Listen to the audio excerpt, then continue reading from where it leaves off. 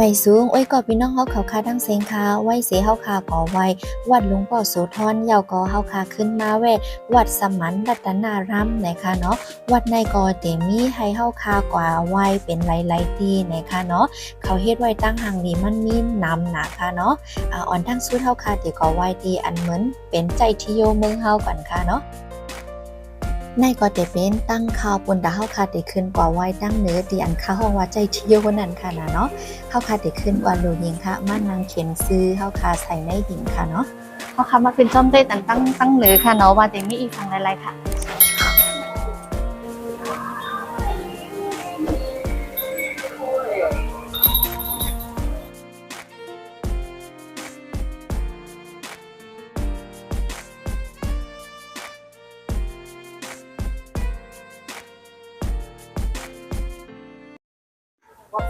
วัดสมันรัตนาราม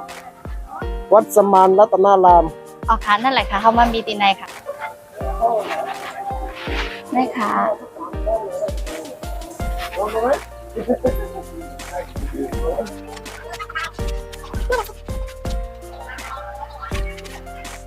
ไว้สิเฮาคาขึ้นก่อไว้ตั้งเหนือยาวก็เฮาคาขึ้นลงมา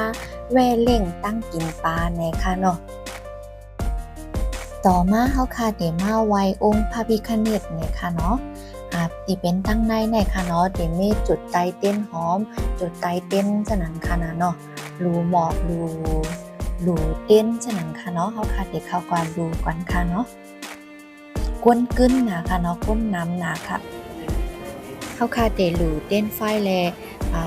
เต้นหอมเฮาให้ยาวโตยาวกอเตขึ้นมาเต็กคำค่ะเนาะเต็กคำพระพิฆเนศเต็กคำพระเป็นเจ้าเช่นนั้นค่ะเนาะ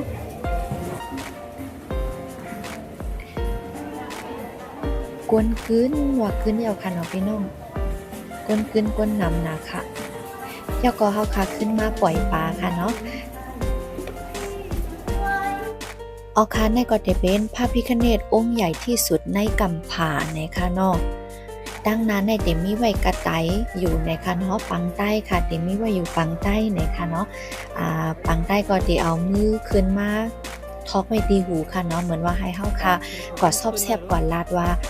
หนังกลางใจเฮาค่ะใครไรอีสานใครเป็นอีสานไหนให้เฮาค่ะกอดซอบแซบเลยค่ะ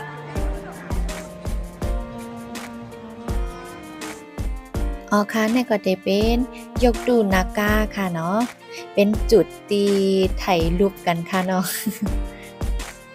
เอาค่ะนี่ก็จะเป็นตีล่องซ้อมจังนั้นค่ะเนาะแต่ว่าล่องเหรียญค่ะเหมือนว่าเฮาค่ะก็แลกเหรียญแล้วก็มาล่องเหรียญใส่ที่หมนเจ้าเขาไล่นะคะเนาะเป็นยกดูหมนเจ้าค่ะเนาะเขาเฮ็ดไว้สไปนะค่ะเหมือนอันเตมันหนาค่ะเนาะ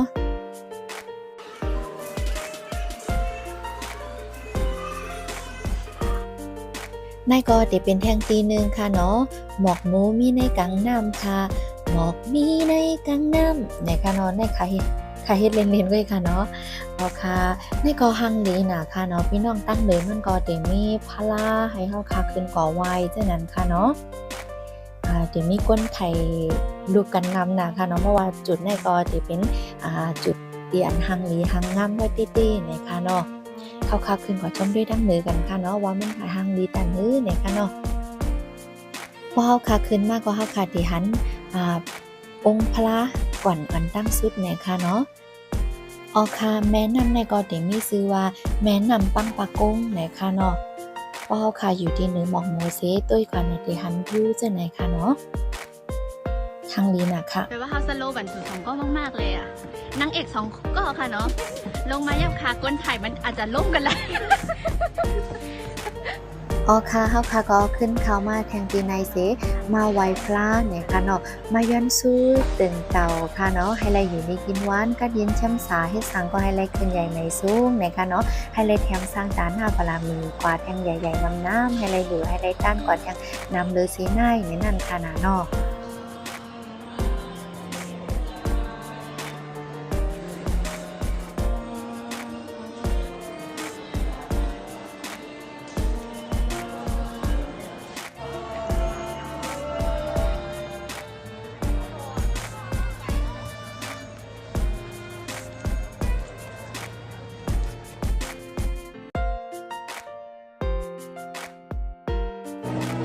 เอาค่ะเข้ามาถึงแทงตีหนึ่งเหี่ยวค่ะเนาะ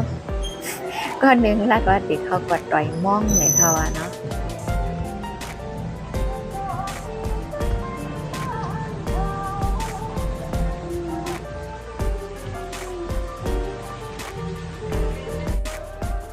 ในก็จะเป็นภาพพรหมนะคะเนาะตั้งใจเฮาได้ก็ห้องจื่อค่ะก็อ่ำโหกันค่ะเนาะห้องผิดห้องถูกก็อย่าว่ากันค่ะนะในก็จะเป็นตีจุดทูบไตเตี้ยนจังนั้นค่ะเนาะเอาค่ะมากับไว้ดีไหนค่ะ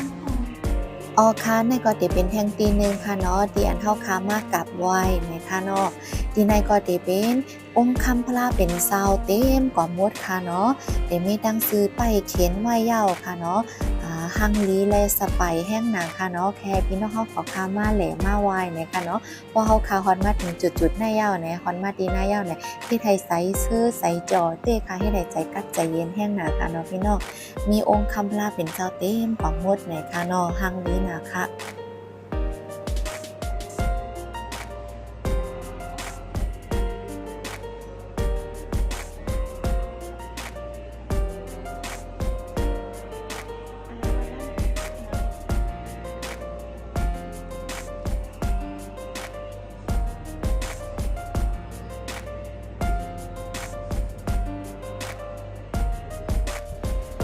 ดังวัดดังเซงในใดก็เป็นที่วัดสมานรัตนารามนะคะเนาะเพราะว่าพี่น้องเขาค้าก็เลยเสียมว่าใครมาแหลมาไวเนี่ยก็มาไลค่ะเนาะอยู่จังหวัดฉะเชิงเทราค่ะบุญดาคลิปโบนให้ได้ก็มีหนังไหนก้อยค่ะเนาะเพราะว่าไลใส่เลยเก็บคลิปเข้าค่ะในเนี่ยอย่าลืมกดไลค์กด subscribe ปันแห้งใจเฮาค่ะเสกำค่ะ